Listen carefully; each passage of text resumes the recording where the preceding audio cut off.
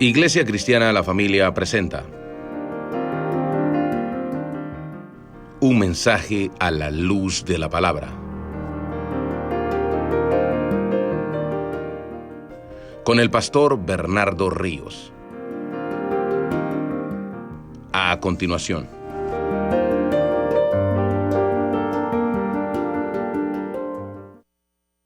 Acostumbramos acá, pero si usted por alguna razón no puede, no se preocupe. Dice la palabra así en Juan capítulo 8, verso 37.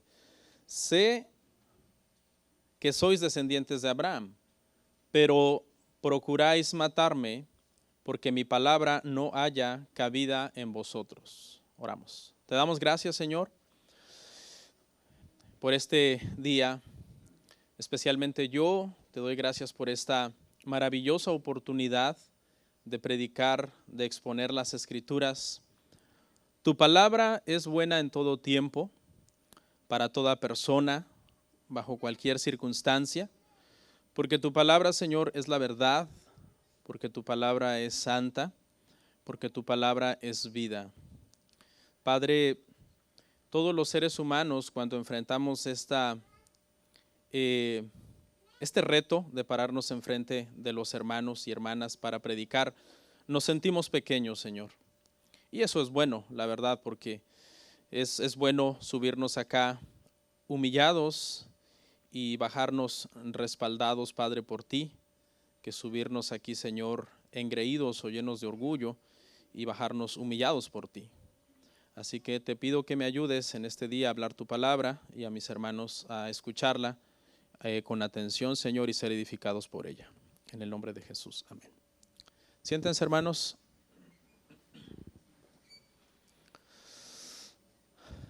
Gloria a Dios.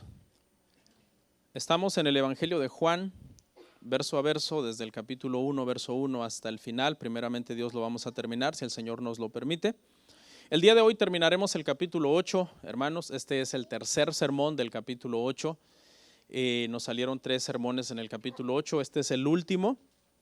Y en este sermón del día de hoy, hermanos, Jesús sigue hablando con un grupo de personas que se han constituido en sus enemigos acérrimos a lo largo de que el ministerio de Jesús comenzó a ser público, y ellos comenzaron a volverse pues enemigos de él, y hemos aprendido en este capítulo 8 que prácticamente lo que ellos querían era matarlo, querían verlo muerto, querían acabar con él. Y esto saca luz que a pesar de que estas personas tenían una imagen religiosa de piedad, en realidad tenían pensamientos homicidas.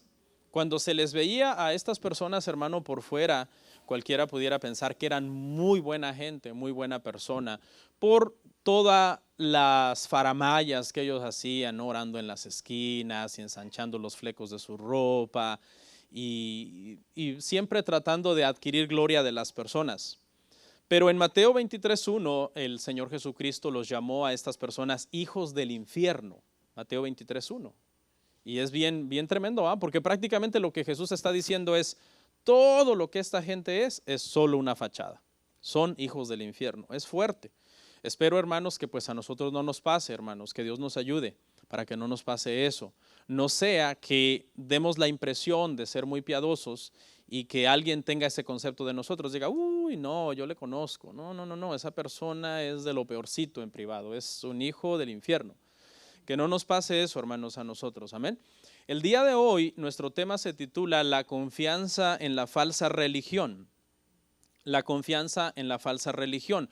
Lo que vamos a ver en la primera parte del sermón, lo vamos a dividir en dos, es, en la primera parte vamos a ver cómo Jesús confronta la falsa seguridad de estas personas. Su falsa seguridad consistía en que ellos se creían salvos y se creían prácticamente personas que tenían la aprobación de Dios. ¿Ok?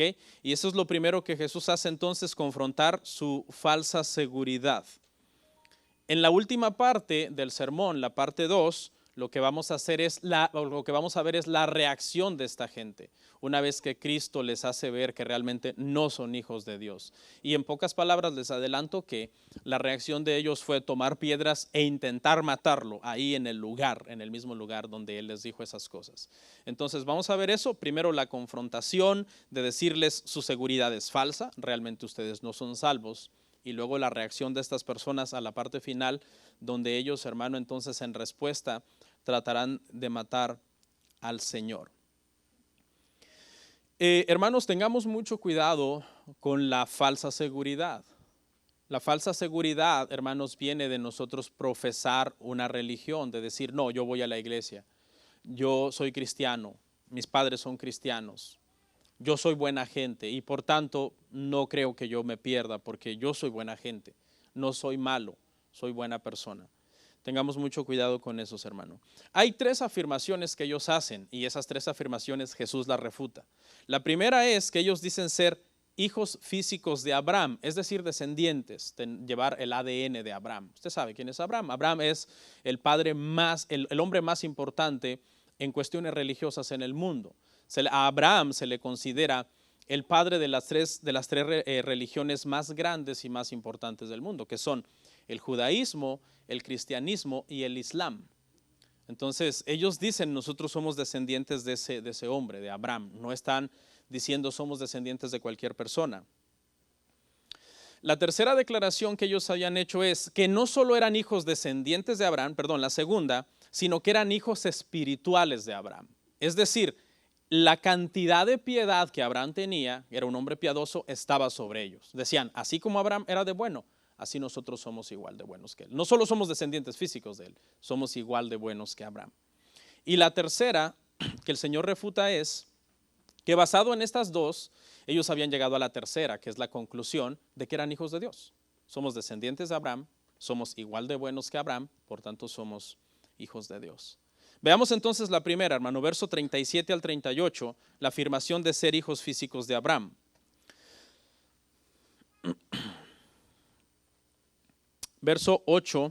Capítulo 8, verso 37 al 38. Les dice el Señor Jesús, sé que sois descendientes de Abraham, pero procuráis matarme, porque mi palabra no haya cabida en vosotros. Yo hablo lo que he visto cerca del Padre, y vosotros hacéis lo que habéis oído cerca de vuestro Padre. Jesús viene y dice, yo reconozco y sé que ustedes son descendientes de Abraham. Es válida la declaración que están diciendo. ¿Están diciendo que son descendientes físicos de Abraham? Es cierto, yo valido esa declaración. Y eso en sí era bueno. En Romanos aprendimos que era bueno ser judío, que tenía sus ventajas, ¿no? El Señor había hecho el pacto con ellos, le había dado la escritura a los que escribieron el Antiguo Testamento y que eran judíos, el pacto, las promesas, los patriarcas, todo eso lo aprendimos en Romanos. Y eso era bueno. El problema es que los religiosos habían entendido que era suficiente para salvación. Y eso no era así, no era suficiente para salvación. La salvación siempre dependía y siempre ha dependido y siempre será de una comunión verdadera con Dios.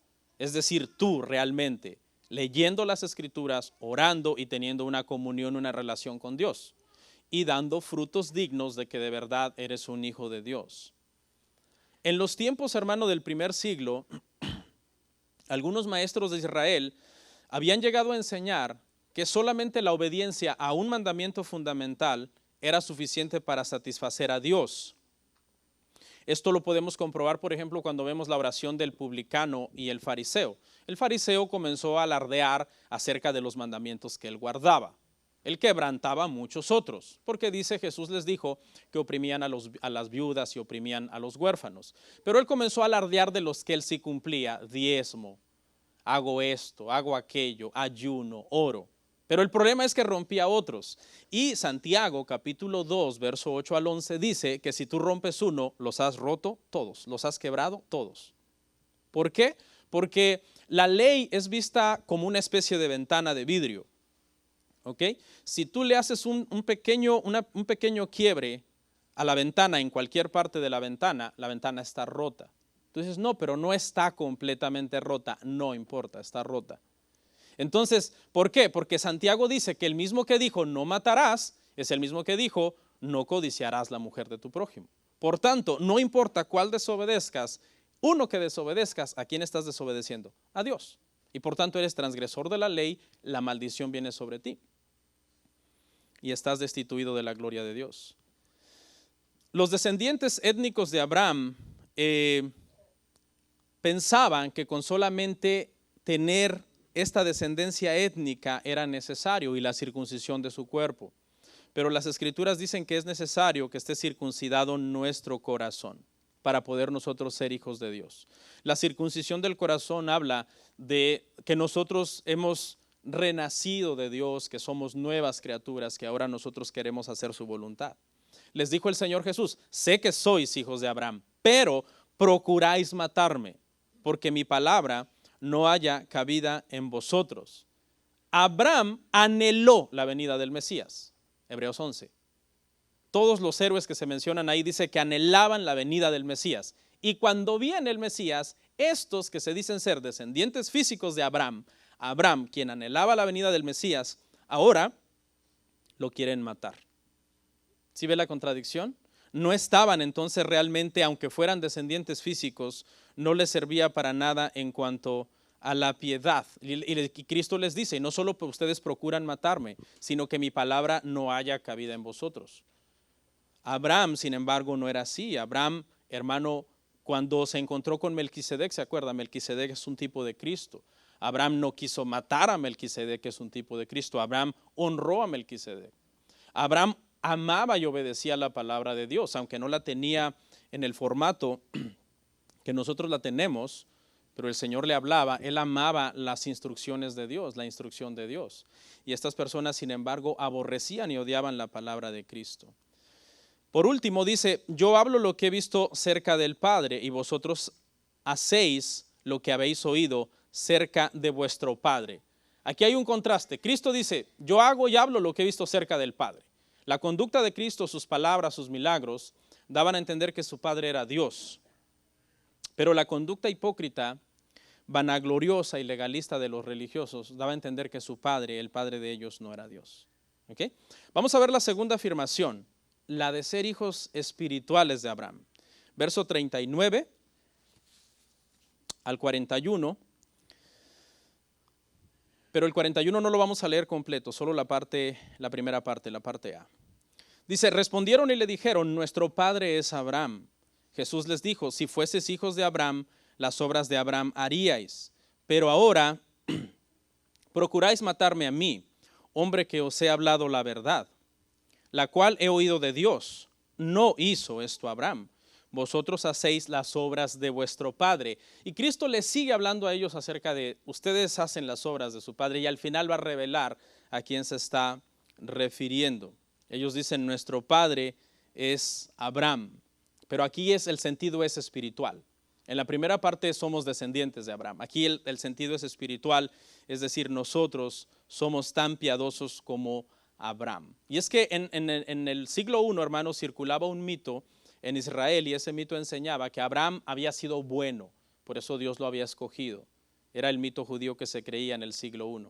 Fíjese, hermano, que irónicamente, aunque Romanos dice que el Señor le confió a los judíos su palabra, sus oráculos, usa esa palabra, dice, les fue confiado los oráculos de Dios, es decir, la revelación de Dios a ellos. Irónicamente, hermanos, aunque ellos tenían la palabra, ellos creían muchos mitos. Muchas cosas que no estaban basadas en la escritura. Por ejemplo, que Abraham se sentaba a la puerta del infierno y si veía venir a un judío que estaba circuncidado no lo dejaba entrar. Que Abraham había sido bueno y que por eso Dios lo había escogido. Pero la escritura realmente dice en Josué que Abraham no había sido bueno, sino que Abraham había sido una persona idólatra. Y de ahí fue que por gracia el Señor lo llamó para a través de él formar entonces un pueblo. Lo llamó entonces por gracia, no por ser bueno. Y número 2, lo llamó antes de ser circuncidado, no después de ser circuncidado. Era un incircunciso. Abraham, el padre de todos los creyentes, es padre de todos los creyentes precisamente por eso. porque él fue llamado siendo un gentil, siendo un incircunciso, y Dios lo justificó por gracia. Y ese es exactamente el mismo modelo y el mismo patrón bajo el cual Dios sigue trabajando hoy con nosotros. Nos llama de allá donde nosotros estábamos en el pecado, y por gracia entonces nos redime, y entonces nosotros podemos dar los frutos como hijos de Dios. El Señor Jesús les dice: procuráis matarme a mí, hombre que os he hablado la verdad. Jesús les dice: ustedes tienen pensamientos homicidas. Abraham no tenía pensamientos homicidas. El contraste era grande entre Abraham y estos religiosos. Vosotros, les dice el Señor, hacéis las obras de vuestro padre. Les está diciendo: ustedes no son hijos espirituales de Abraham. Porque la obra más grande, hermanos, de Abraham en sí no fue sacrificar a Isaac. Esa no fue la obra más grande, el intento de sacrificio. La obra más grande de Abraham fue creer en Dios, dice, y le fue contado por justicia, y entonces fue llamado amigo de Dios. Entonces, ¿cuál es la obra más grande que nosotros como descendientes espirituales de Abraham tenemos que hacer? Es creer en Cristo, creer en el que Dios ha enviado. Y esto es lo que ellos estaban haciendo: rechazar a quien el Señor había enviado. Jesús les había dicho muchas veces: el Padre me envió, yo no doy testimonio de mí mismo, el Padre da testimonio de mí mismo. No les hablo lo que yo quiero, les hablo lo que el Padre me ha dicho que yo les hable. Pero sin embargo ellos, a pesar de todo, lo querían matar. ¿Okay? Entonces, para terminar este punto, hermanos, como bien le dijo Pablo a los romanos, no todo el que desciende de Israel es israelita. Romanos capítulo 9, versículo 6, sino un remanente de creyentes. Son los creyentes verdaderos los que son los verdaderos hijos de Dios, no necesariamente los descendientes físicos de Abraham. ¿Ok? Y vamos a ver entonces ahora, hermano, la tercera afirmación. Dijeron: somos descendientes físicos de Abraham, igual de piadosos que Abraham, por tanto somos hijos de Dios. Verso 41 al 47. Vamos a retomar la parte B del verso 41, porque leímos solo la primera parte en la declaración anterior. Entonces le dijeron: nosotros no somos nacidos de fornicación. Un padre tenemos, que es Dios. Jesús entonces les dijo: si vuestro padre fuese Dios, ciertamente me amaríais, porque yo de Dios he salido y venido. Pues no he venido de mí mismo, sino que Él me envió. ¿Por qué no entendéis mi lenguaje? ¿Por qué no podéis escuchar mi palabra? Vosotros sois de vuestro padre el diablo, y los deseos de vuestro padre queréis hacer. Él ha sido homicida desde el principio y no ha permanecido en la verdad. ¿Por qué? Porque no hay verdad en él. Cuando habla mentira, de suyo habla, porque es mentiroso y padre de mentira. Y a mí, porque digo la verdad, no me creéis. Pregunta el Señor: ¿quién de vosotros me redarguye de pecado? Pues si digo la verdad, ¿por qué vosotros no me creéis? El que es de Dios, la palabra de Dios oye. Por esto no la oís vosotros, porque no sois de Dios. Qué fuerte que el mismo Cristo les diga a ellos: ustedes no son de Dios, y ellos se creían de Dios. Este es un ataque contra el Señor. Le dicen: nosotros no somos nacidos de fornicación. Están furiosos, porque Cristo les ha dicho: ustedes no son realmente igual de piadosos que Abraham. Entonces recurren a los insultos, es una burla. Le están insinuando: tú eres hijo de fornicación, nosotros no. Eso es lo que implícitamente están diciendo. Y es que, como ya lo he mencionado en varias ocasiones, se creía otro mito, también otro rumor, de que Cristo realmente no era hijo de José por adopción, sino que Cristo era hijo de un tal soldado romano que se llamaba Pantera, que se había metido con María, y que entonces Jesús había sido producto de una fornicación y que por tanto era un bastardo. Eso es lo que se creía. Y había entonces ese debate, porque siempre había esa duda sobre la procedencia de Jesús. Sabemos que Jesús fue engendrado del Padre por obra del Espíritu Santo. José no era su padre biológico, era su padre adoptivo, pero estos decían que el padre biológico realmente había sido un soldado con el cual María se había metido y que por tanto Jesús era un bastardo. ¿Okay? Entonces ellos lo están atacando a él. En debate esto es lo que se llama un ataque a la persona en lugar del argumento. Cuando estás dialogando con alguien y la persona te deja sin argumentos, eso es lo que Cristo había hecho, dejarlo sin argumentos, entonces atacar a la persona, empezar a burlarse de la persona, porque no puede rebatir lo que se está diciendo. Ellos dicen, nosotros somos hijos de Dios, y quizás están teniendo en mente pasajes donde el Señor había llamado a Israel mi primogénito. Por ejemplo, cuando mandó a Moisés, le dijo, ve y dile al faraón que deje ir a Israel, que deje ir a mi hijo primogénito. Eso está en Éxodo 4:22. Y entonces ellos por eso están diciendo, si Dios nos llamó hijos, pues somos hijos. Pero el sentido de esta palabra hijos siempre fue en el sentido nacional, no en el sentido espiritual. Le explico. En el sentido nacional, Dios tenía un plan con la nación. Y ese plan no dependía de la obediencia de ellos, porque era una promesa incondicional.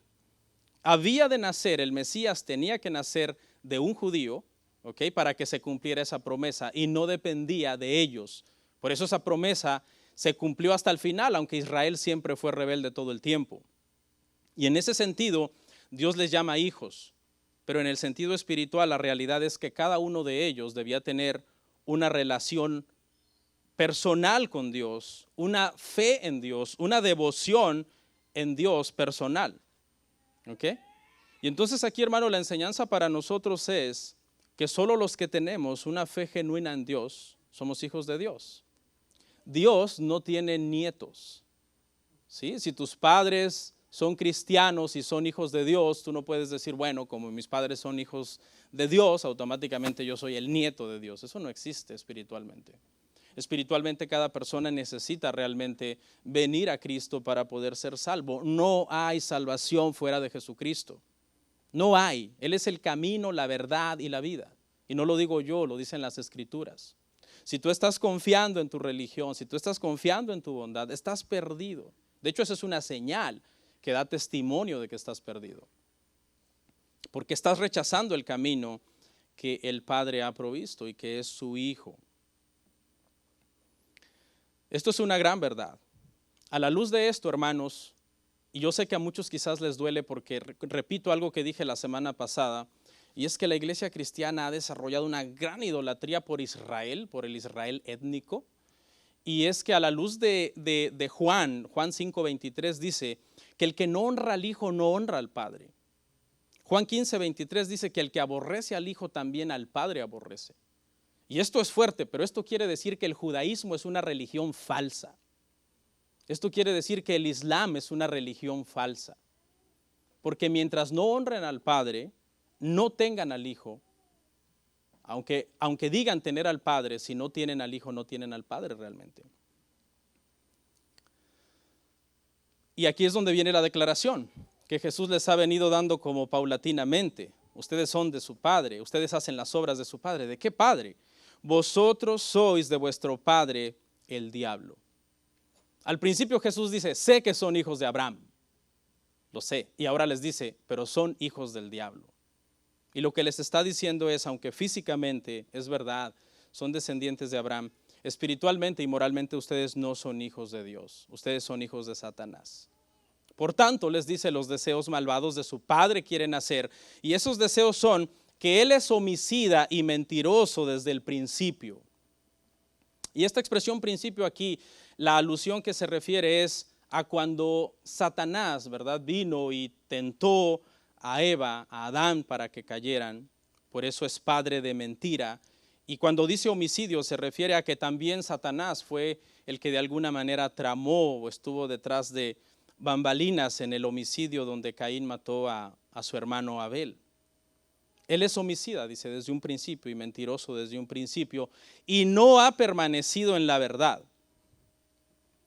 Quiere decir que desde ahí, hermanos, desde el inicio, desde la caída para acá, el diablo se volvió el enemigo de la humanidad. Por eso le llamamos el enemigo de las almas o el adversario, el diablo, el murmurador.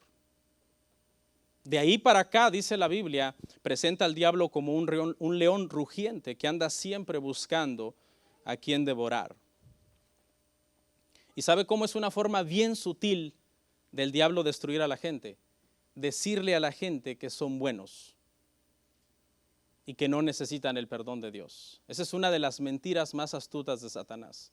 Decirle a la gente, ¿sabes qué? Tú realmente con que seas bueno puedes ser salvo. Sé bueno. Esto es irónico, ¿verdad? Alguien diría, ¿cómo el diablo siendo malo me puede decir a mí, sé bueno? Bueno, si te lo está diciendo con el propósito de que confíes en esa bondad para ser salvo, como él sabe que en tu bondad no hay salvación, sí te lo dirá. Si te lo está diciendo con el propósito de que te confíes y digas, no necesito a Cristo porque soy bueno, él es mentiroso y padre de mentira desde un principio, porque él sabe que no hay salvación fuera de Cristo. Jesús les dice una pregunta muy interesante. ¿Quién de vosotros me redarguye de pecado? Imagínense a Cristo frente a toda esta gente. Y lo que les está diciendo es, si alguno de ustedes que están aquí saben que yo he cometido un pecado, díganmelo ahora. Y nadie le responde, porque Jesús no había pecado en él. Isaías dice que no hubo engaño en su boca. Cristo es sin pecado, precisamente para poder redimir a los pecadores. Mire lo que dice Hebreos 7:26. Vamos a ponerlo por si alguien no tiene Biblia. Y esto se refiere a Cristo.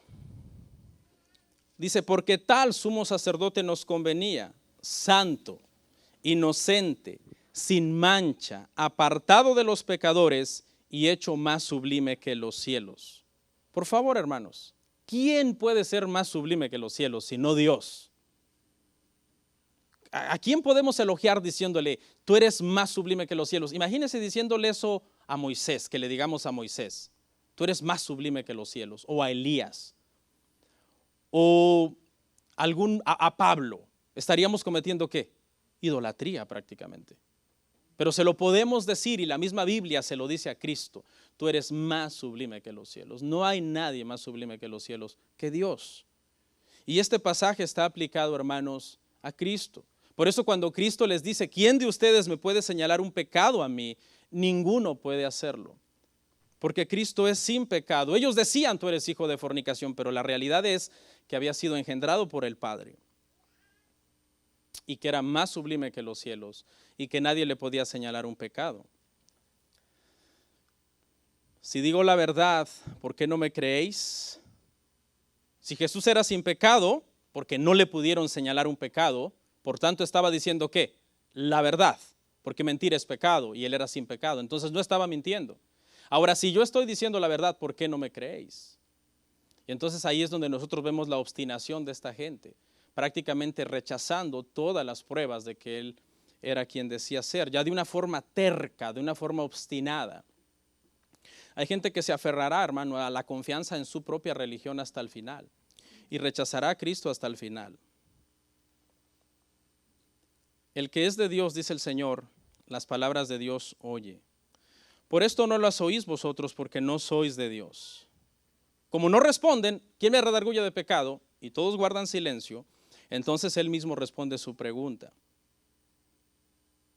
Y entonces él les dice que ellos no creen en él, porque ellos no son de Dios. Él les da la respuesta. ¿Quieren saber por qué no creen en mí? Les dice Cristo, porque ustedes no son de Dios. Ustedes creen que son de Dios, que guardan la ley, que hacen esto, que son buenos, que hacen esto otro. Ustedes no son de Dios. Hermano, cuando usted le evangelice a una persona, consuélese en el siguiente pensamiento. Los que son de Dios, tarde o temprano vendrán, sí o sí. Consuélese en eso, porque a veces uno es rechazado cuando evangeliza, pero consuélese en eso. Haga la obra, ore, hable a las personas de Cristo, y si ellos lo rechazan, lo maldicen, sepa usted que están rechazando a Dios. ¿Ok? Y hay otros, hermano, que hagas lo que hagas, no vendrán. ¿Por qué? Porque no son de Dios. Aquí lo vemos. No pudieron redarguir de pecado al Señor, sabían que Jesús estaba diciendo la verdad, y sin embargo no vinieron hasta el final. Y ahora vamos a entrar a la segunda parte, hermanos, del verso 48 al 59, donde veremos entonces la reacción de esta gente. ¿Cómo? Nosotros somos hijos del diablo. Nos estás llamando hijos del diablo. Aquí vamos a ver entonces cómo estas personas, hermano, reaccionan. La realidad, hermanos, es que detrás de la oposición de estos religiosos estaba Satanás. Esa es la realidad. Detrás de toda la oposición de toda esta gente estaba Satanás. ¿Por qué? Porque siempre ha habido una guerra entre Dios y Satanás, siempre, desde el principio. Nosotros entendemos por la ortodoxia cristiana que el diablo fue creado por Dios, que es una criatura que se rebeló en el cielo contra Dios, que fue expulsado y que fue arrojado de la presencia de Dios porque se halló orgullo en su corazón. Esa es nuestra postura cristiana. Y nosotros entendemos entonces que a partir de ahí se inició una guerra cósmica, así es como se le llama teológicamente, entre Dios y el diablo. Ahora, cuando digo esta guerra, hermano, no se imagine a Satanás como un gran guerrero dándole lucha a Dios, dándole batalla a Dios, no. Dios es Dios, el diablo es un ser creado que Dios lo puede derrotar fácilmente. Y alguien preguntaría, como preguntan los niños, ¿no? Los niños a veces hacen preguntas difíciles. ¿Y entonces por qué Dios no lo destruye y nos acabamos de un montón de problemas? Bueno, porque sirve a sus propósitos. Sirve a sus propósitos. El diablo realmente lo vemos en Job como un servidor prácticamente de los planes y propósitos soberanos de Dios. Y entonces no vea usted al diablo como, oh, Dios no lo ha derrotado, no lo ha destruido porque no puede. No, hermanos. El diablo no le aguanta a Dios ni un round. En el segundo uno del round 1 es derrotado. Lo que pasa es que no lo hace, porque no sé si ha visto que luego circulan memes en el Facebook donde está Cristo y Satanás echando vencidas. Y como que están sufriendo los dos, ninguno de los dos puede ganar ventaja sobre el otro. Eso es irreal. Cristo solamente tiene que hacer así para destruir todas las obras del diablo. De hecho, a eso vino, primera de Juan 3:8. Dice, Cristo vino a destruir las obras del diablo, pero eso llegará a su momento en que Él será atado, destruido y condenado para siempre. Pero mientras tanto, pues algunas personas se dejan influenciar por Satanás y rechazan el evangelio. ¿Ok? Vamos a ver entonces, hermano, el ataque contra Cristo, verso 48 al 51. Respondieron entonces los judíos y le dijeron, ¿no decimos bien nosotros que tú eres samaritano y que tienes demonio? Respondió Jesús, yo no tengo demonio, antes honro a mi Padre y vosotros me deshonráis. Pero yo no busco mi gloria, hay quien la busca y juzga. De cierto os digo que el que guarda mi palabra nunca verá muerte. Vea los insultos. El ataque a la persona, que en el debate le llaman el ataque ad hominem, es decir, el ataque al hombre, en lugar de al argumento. No pudieron con él, ok, ahora vamos a tratar de burlarnos de ti, de desprestigiarte. Ya te dijimos que eres hijo de fornicación, ahora te decimos no solo que eres hijo de fornicación, sino que eres un samaritano. Y en el siglo I, decirle samaritano a un judío era el peor insulto que pudiera haber. Se les consideraba a los samaritanos un pueblo de estúpidos. Fíjese lo que están implicando que Jesús es. Lo consideraban un falso maestro porque los samaritanos no creían en todo el Antiguo Testamento, sino solo en los primeros 5 libros de Moisés. Decían que solo eso era inspirado y lo demás no. Lo estaban considerando alguien que no adoraba al Dios verdadero porque los samaritanos tenían su propio lugar de adoración y los judíos lo consideraban falso. Entonces es un insulto que implicaba muchas cosas. Pero no solo lo llaman samaritano, le dicen, además, estás endemoniado, tienes un demonio. El Señor Jesucristo le responde simplemente, yo no tengo demonio, antes honro a mi Padre. Ellos sí estaban bajo la influencia de Satanás, porque Cristo dijo que ellos eran hijos del diablo. Pero estaban volteando la tortilla, decimos los mexicanos, diciendo que Cristo era el que estaba endemoniado, cuando realmente Cristo dice, no. Yo realmente lo que me dedico es honrar a Dios, a honrar a mi Padre. Al punto que evangelizabas hasta el cansancio, no comía, se desvelaba, madrugaba, caminaba largos trechos de camino. Él dice, no, yo me he dedicado a honrar a Dios. Yo no estoy endemoniado, ustedes son los que son hijos de Satanás. Porque yo no busco mi gloria. Yo no busco mi gloria, les dice a ellos. Y ellos era lo que guardaban, era lo que buscaban, ¿no? Buscaban su propia gloria, la gloria de los hombres. Y luego dice, el que guarda mi palabra, dice Cristo ahí en esa parte final, nunca verá muerte. Siempre que veamos, hermanos, en el Nuevo Testamento la frase guardar mi palabra dicha por Cristo, siempre se refiere a todo lo que Él enseñó en el Nuevo Testamento. ¿Okay? Todo lo que Él enseñó en el Nuevo Testamento. Cuando Cristo dice, el que guarda mis mandamientos es mi discípulo, que siempre se refiere a lo dicho en el Nuevo Testamento. Tenga eso siempre en cuenta cuando ve esa expresión. Bueno, el que guarda la palabra, hermanos, simple y sencillamente dice que no verá muerte. Y no es que no vamos a morir físicamente, sino que seremos resucitados, porque guardar la palabra es una señal de ser verdaderos hijos de Dios, de haber sido justificados, de estar en Cristo. Y el que está en Cristo, pues no hay ninguna condenación para él. Esto de que el que guarda mi palabra nunca verá muerte, hermanos, creó una confusión en ellos. Y eso es lo que vamos a ver ahora. La confusión de los enemigos de Jesús. Versos 52 hasta el 58. Dice, entonces los judíos le dijeron, ahora conocemos que tienes demonio. Abraham murió y los profetas, y tú dices, el que guarda mi palabra nunca sufrirá muerte.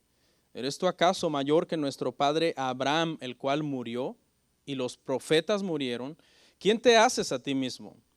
Respondió Jesús, si yo me glorifico a mí mismo, mi gloria nada es. Mi Padre es el que me glorifica, el que vosotros decís que es vuestro Padre. Pero vosotros no le conocéis, mas yo le conozco, y si dijere que no le conozco, sería mentiroso como vosotros. Pero le conozco y guardo su palabra. Abraham, vuestro padre, se gozó de que había de ver mi día, y lo vio y se gozó. Entonces le dijeron los judíos, ¿aún no tienes 50 años y has visto a Abraham? Jesús les dijo, de cierto os digo, que antes que Abraham fuese, yo soy. Este grupo, hermanos, tuvieron una confusión porque el Señor les dijo, el que guarde mi palabra no verá muerte. Y ellos, como se están diciendo ser hijos de Abraham, dicen, pero si Abraham murió, los profetas murieron. Se murieron. Vean, hermano, que ni siquiera estos grandes hombres de Dios pudieron evitar la muerte física. Abraham murió, Moisés murió, los profetas murieron y nosotros vamos a morir también. ¿Okay? Aunque eran hombres de Dios, gente piadosa, vieron muerte en su momento, vieron muerte física. Pero Cristo lo que habla es de que el que guarda la palabra no verá muerte, porque él dijo, el que cree en mí, aunque esté muerto, ¿qué? Vivirá. Yo le resucitaré en el día postrero, y donde yo estoy, él estará también. Y es a esa muerte que se refiere. Sabemos que Abraham y los patriarcas y los profetas, ¿dónde están? Están vivos ante Dios. De hecho, cuando el Señor se reveló a Moisés, le dijo, yo soy el Dios de Abraham, yo soy el Dios de Isaac, el Dios de Jacob. Y Jesús utilizó esa frase en el Nuevo Testamento para decir, Dios no es Dios de muertos, sino que es Dios de vivos. Ellos deducen entonces y dicen, ¿acaso eres mayor que nuestro padre Abraham o los profetas? ¿Quién te haces a ti mismo? Fíjese que Abraham se había regocijado por la venida del Mesías, por la venida del Salvador.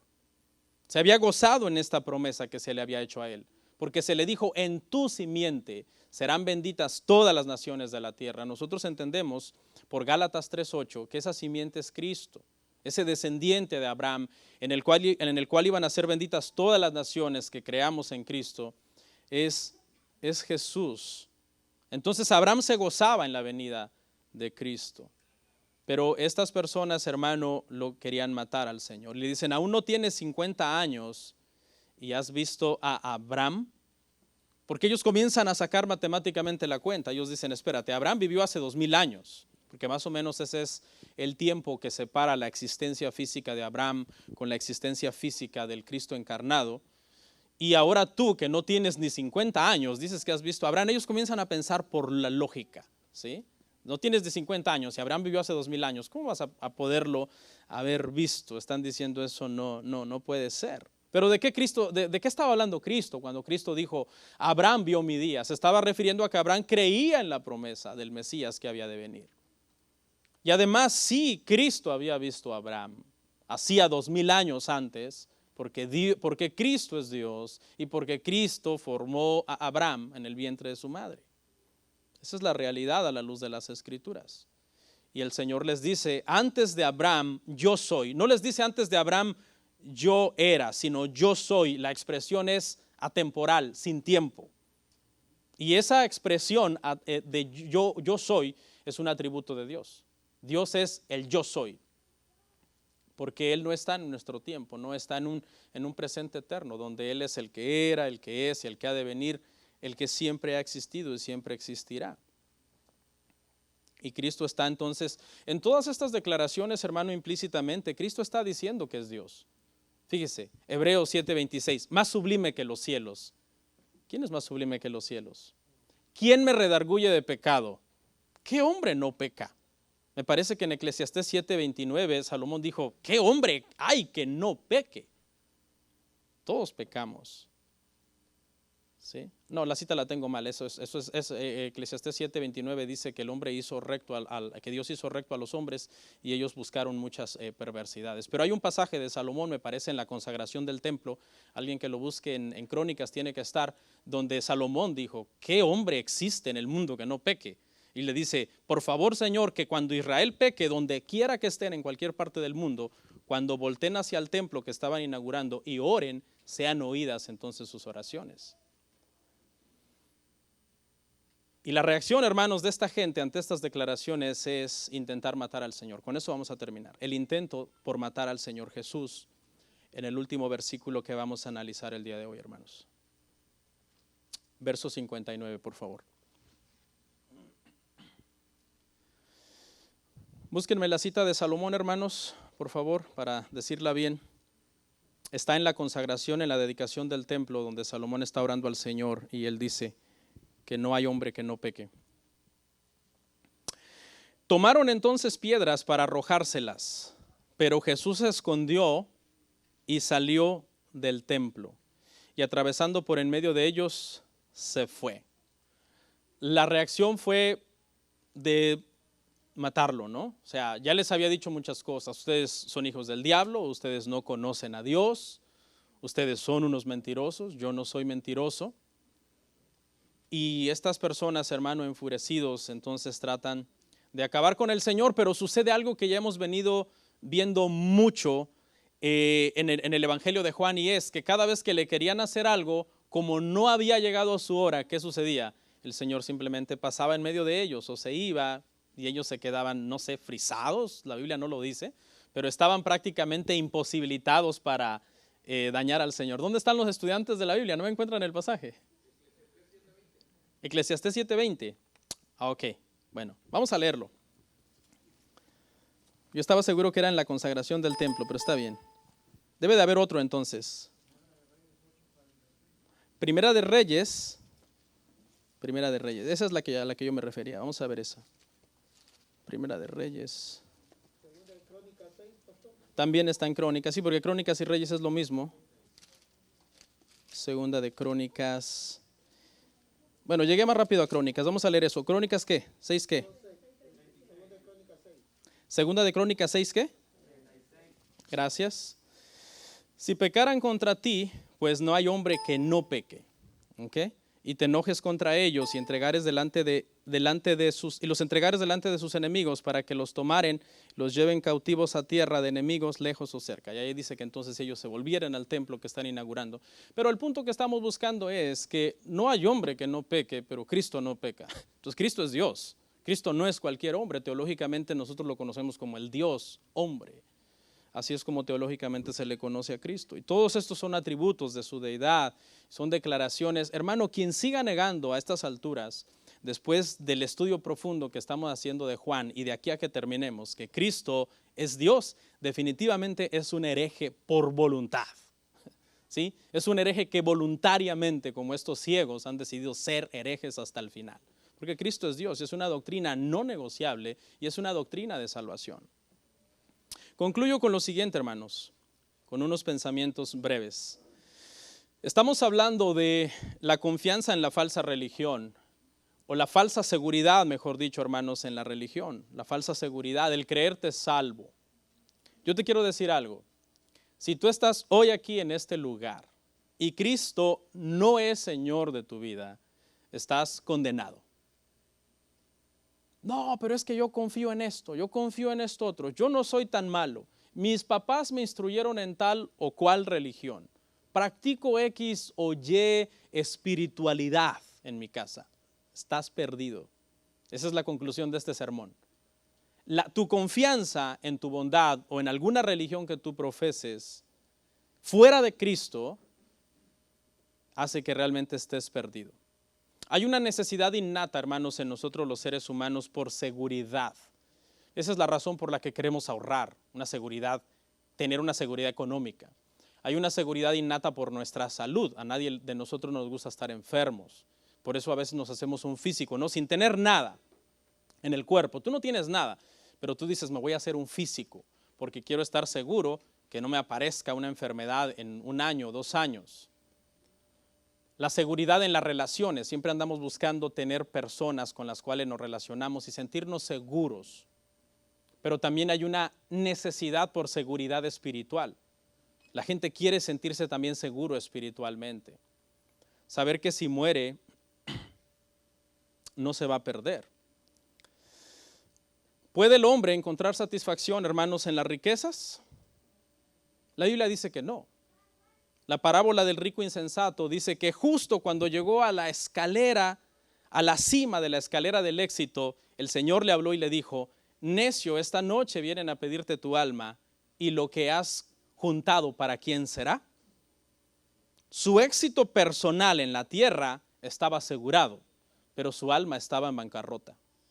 Iba a morir y se iba a perder y todo ese dinero iba a ser de alguien más.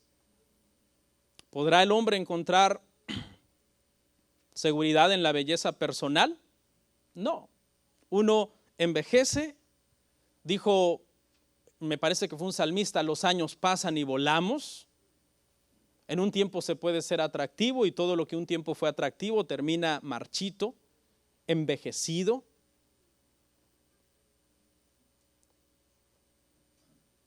Ya nuestro gabinete está lleno, hermano, de medicinas, nos duele todo. Yo pasé los 40 apenas y ya no puedo hacer muchas cosas que hacía antes. La semana pasada nos juntamos a jugar básquetbol con unos hermanos e inmediatamente me torcieron el dedo. Dice la Biblia que en los tiempos de David había un hombre que era el más hermoso en todo Israel. Su nombre era Absalón. Era tan hermoso y su cabello era tan espectacular que dice que se lo cortaba una vez al año y para presumir qué tan espectacular era su cabello, lo pesaba.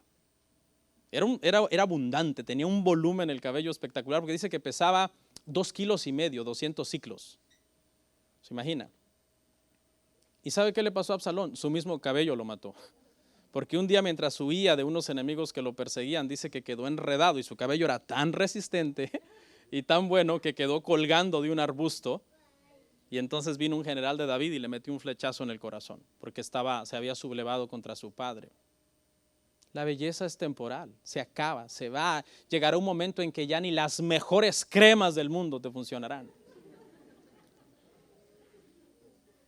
¿Podremos encontrar satisfacción en los placeres? Salomón dijo que no. Probó de todo. Tuvo 1,000 mujeres. Probó de todos los vinos. Probó de todas las construcciones y propiedades y tenía caballos. Tenía dinero, oro, plata, tenía todo. Y al final de su vida, su conclusión fue, después de haber desperdiciado mucho tiempo, porque dice que todas sus esposas lo llevaron a adorar ídolos y apostatar de su fe, llegó a la conclusión, el resumen de todo discurso es este, teme a Dios y obedece sus mandamientos, porque de todo lo que hagamos hemos de dar cuenta a Dios. Ese fue su resumen de Salomón. ¿Cuántos tienen planes y proyectos? Todos tenemos planes y proyectos y es bueno, tampoco es ser una persona sin visión, sin metas, ¿no? Pero le aseguro que esos planes y proyectos pasarían a ser nada si a usted hoy le dijeran que está desahuciado. El comprar un carro, remodelar la casa, hacer un buen viaje, todo eso perdería su importancia inmediatamente. Si hoy te dijeran, te quedan 3 meses de vida, tienes una enfermedad terminal. ¿Por qué tenemos planes y proyectos para nuestra vida? ¿Sabe por qué? Porque en nuestra mente estamos asumiendo que todavía nos falta mucho por vivir, que nos queda mucha vida, pero la vida no es nuestra. La vida es del Señor. ¿Han escuchado el dicho, el tiempo no perdona? Y tiene un poco de sabiduría, ¿no? Porque sí, el tiempo no perdona, nos pasa revista, a veces hay cosas que sembramos en el pasado, que fueron malas y que nos toca cosechar en el futuro, cosechar lo que merecemos por haber sembrado mal. El que siembra mal cosecha mal, el que siembra bien cosecha bien. El tiempo no perdona, es cierto eso. Pero le tengo una buena noticia, Dios sí perdona. Dios sí perdona. Y aunque tú estés ya acabado y no tengas más esperanza y estés desahuciado, si ahí donde tú estás, tú te postras, pides perdón, Dios te perdona y te da vida eterna en Cristo Jesús. Vamos a orar. Amén. Comparte, suscríbete, dale like. Gracias por tu sintonía. Hasta la próxima. Bendiciones.